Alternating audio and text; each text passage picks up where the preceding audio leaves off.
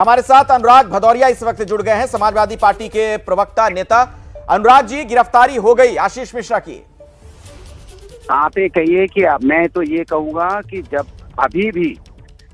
तक आरोपी के जो पिताश्री हैं, देश के गृह राज्य मंत्री हैं, उनका प्रभाव तो आपने देखा, ये लगातार अपने बेटे को बचाते नजर आए थे। तो जब तक गृह राज्य मंत्री अपने पद पे बने रहेंगे, इसमें निष्पक्ष जांच नहीं हो पाएगी। अपोजिशन के इतने हल्ला गुल्ला मचाने पे बड़ी मुश्किल से उन्होंने गिरफ्तार किया है। तो आपको क्या लगता है, ये चार्जशीट वगैरह जब आयोग अपॉइंट करेंगे तो क्या उसमें इनको फायदा नहीं पहुंचाएगी पुलिस? मैं पूछना चाहता हूं इनसे कि क्यों नहीं देश के गृह राज्य मंत्री का इस्तीफा लेते, जिससे निष्पक्ष इंक्वायरी हो पाए और जो 8 लोगों की मौतें हुई हैं और जिसकी वजह से हुई हैं उसको कम से कम न्याय तो उनके परिवार को मिल पाए। ये थोड़ी खाना पूर्ति करके आपने छोड़ देंगे यार।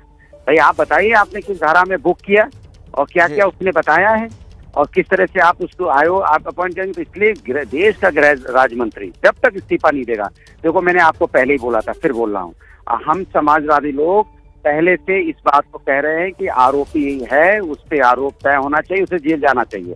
समाजवादी के प्रेशर में आके उनके हंगामे की वजह से आज न्याय मिल रहा है कि वो आरोपी जेल जा रहा है। अनुराग जी, एक मिनट। आपने कहा कि समाजवादी पार्टी के दबाव में आकर ये न्याय मिल रहा है, लेकिन आज तो थोड़ी देर पहले कांग्रेस ने भी पीसी की थी। पवन खेड़ा जब आए तो उन्होंने कहा कि कांग्रेस के दबाव की वजह से ऐसा हो पाया। अरे वो मैं जो कह रहा हूँ, बस आप सुन लीजिए और ये बताइए कि अब देश का गृह राज्य मंत्री जब तक इस्तीफा नहीं लिया जाएगा, उससे न्याय नहीं मिल पाएगा पीड़ितों को।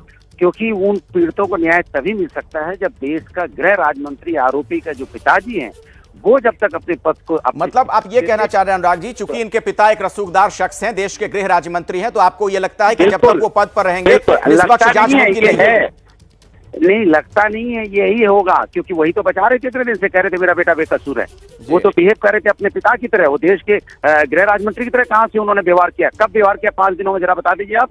एक बार उन्होंने व्यवहार किया, वो हमेशा बचाने की कोशिश कर रहे थे, मेरा बेटा निर्दोष है, मेरा बेटा निर्दोष है, मेरे बेटे ने कुछ नहीं किया है, उसकी तबीयत ठीक नहीं, इसलिए नहीं आ पाया। और पुलिस ने क्या कहा है अनुराग जी, आपको पता है? पुलिस के जो अधिकारी हैं, उपेंद्र अग्रवाल, कानपुर रेंज के डीआईजी, उन्होंने कहा कि सहयोग नहीं कर रहा जांच में आशीष मिश्रा और कई सारी बातें नहीं बताना चाहता है।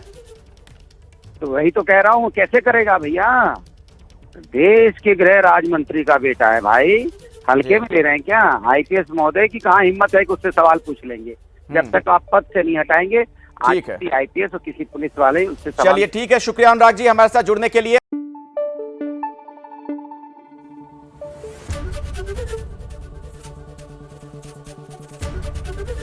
एबीपी न्यूज आपको रखे आगे।